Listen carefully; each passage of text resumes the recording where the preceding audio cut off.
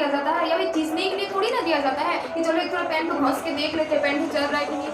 Student तो 2 कदम आगे ही चलता है भाई। वो लोग रफ वर्क क्यों करेगा, वो लोग डायरेक्ट मेन पेपर पर वर्क करता है। भाई अब लोग डीसी का डीएम का एग्जाम दे रहे हैं तो कुछ तो लेवल होना चाहिए ना। इंडिया का टफेस्ट एग्जाम है, ऐसे ही थोड़ी ना है, एक थोड़ा लेवल का एग्जाम है।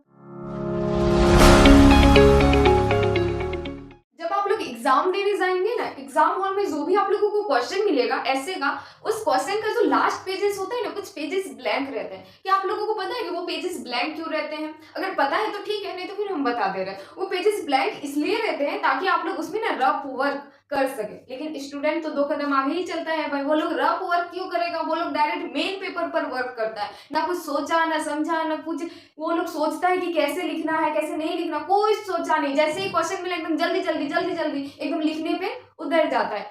छोटा छोटा जो गलती होता है ना, यही छोटे छोटे गलती के कारण ही इंसान का जिंदगी बर्बाद हो जाता है, स्टूडेंट का पूरा साल बर्बाद हो जाता है। ये माइन्यूट माइन्यूट मिस्टेक के कारण ही स्टूडेंट का एग्जाम नहीं निकलता है और स्टूडेंट सोचता है कि हम इतना मेहनत करते हैं लेकिन निकलता ही नहीं है। आज के इस वीडियो पर हम ऐसे का जो पेपर है उसमें टाइम मैनेज आप लोग कैसे करें, इससे रिलेटेड हम आप लोगों को बताने वाले हैं। ये वीडियो बहुत ही ज्यादा आप लोगों के लिए यूजफुल होने वाला है, बहुत ही ज्यादा बेनिफिट आप लोगों को मिलने वाला है, तो वीडियो को जरूर एंड तक देखिएगा। आप लोगों का जो ऐसे का पेपर होता है वो कितना मार्क्स का होता है? तो 250 मार्क्स का होता है।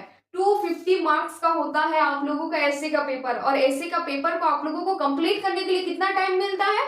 तो 3 घंटा मिलता है। देखिए यहाँ पर हम लिखे भी है 3 आवर्स आप लोगों को मिलता है। अब 3 घंटा में आप लोगों को कितने सारे ऐसे लिखने होते हैं? ओनली 2 ऐसे। 2 ऐसे। आप लोग तो सोच रहे होंगे बाप 3 घंटा में 2 ही तो ऐसे, इतना तो आसान है, आसानी से हो जाएगा। लेकिन थोड़ा सा रुक जाइए, समझ लीजिए, थोड़ा डीपली जान लीजिए। ये 3 घंटा में आप लोगों को 2 ऐसे तो जरूर लिखना है, लेकिन एक ऐसे को ना इतने वर्ड्स में लिखना है। कितने वर्ड्स में? 1000 से 1200 वर्ड्स में एक ऐसे को लिखना है। तो जाहिर सी बात है भाई 2 ऐसे लिखना है तो दोनों ऐसे को इतने वर्ड्स में ही लिखना होगा। अब आप लोगों को समझ में आया?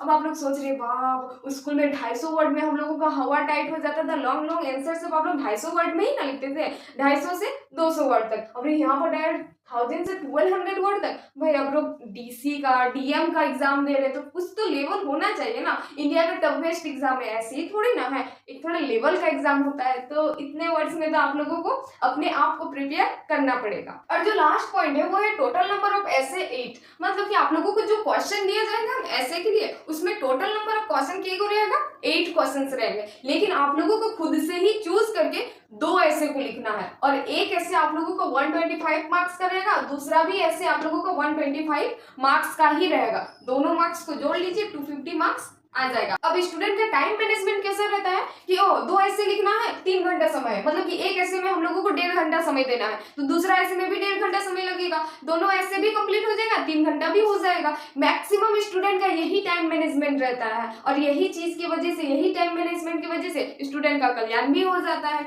अरे भाई आप लोग एक ऐसे में 1.5 घंटा जरूर दीजिए, लेकिन वही 1.5 घंटा में से ओनली 15 से 20 मिनट ये सोचने में लगा दीजिए ना कि एक्चुअली में हम लोगों को वो ऐसे को लिखना कैसे है, क्या ऐसे में हम लोगों को लिखना है। जैसे ही स्टूडेंट को क्वेश्चन मिलता है स्टूडेंट जल्दी जल्दी जल्दी जल्दी लिखने लगता है, ना कोनो सोचता है ना कोनो समझता है, ना ही कुछ वो लोग ध्यान रखता है कि एक्चुअली में हम लोगों को लिखना क्या है। वो लोग अपना धुन में लिखते जा रहा है लिखते जा रहा है, उन लोगों को खुद समझ में नहीं आता है कि हम लोग एक्चुअली में लिख क्या रहे हैं। ऐसे को लिखने से पहले ना थोड़ा सा सोच लीजिए, थोड़ा सा समझ लीजिए कि एक्चुअली में हम लोगों को ऐसे में लिखना क्या है, किस तरह से लिखना है। एक रफ स्केच बना लीजिए। जब रफ स्केच आप लोग बना लेंगे ना कि क्या क्या लिखना है, किस तरह से लिखना है, क्या चीजें डालना है, आप लोगों का माइंड में सेट हो जाएगा ना, उसके बाद फिर आप लोगों को ऐसे लिखने में ना बहुत ज्यादा आसानी पड़ेगा। इतना परफेक्टली आप लोग ऐसे को लिखेंगे ना कि आप लोगों का जब नंबर आएगा ना तब एक देखने लायक नंबर आएगा। आप लोग इमेजिन भी नहीं किए होंगे कि इतना अच्छा मार्क्स आप लोग गेन कर सकते हैं ऐसे का पेपर में। हर चीज करने का ना एक ढंग रहता है, लेकिन ढंग तो आप लोगों को पता होना चाहिए,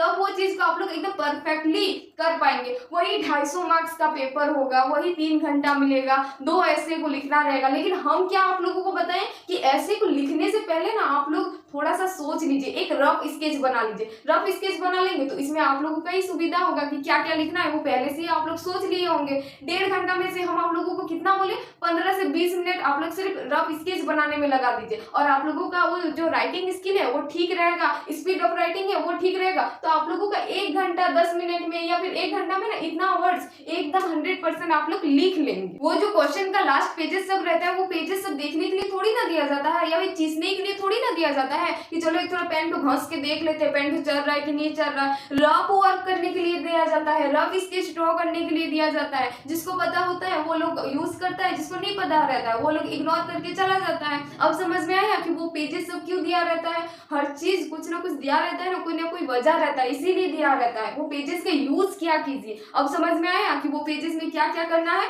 रफ स्केच ड्रॉ करना है कि एक्चुअली में लिखना कैसे है, क्या क्या डालना है नहीं डालना है, ये सारी चीजें।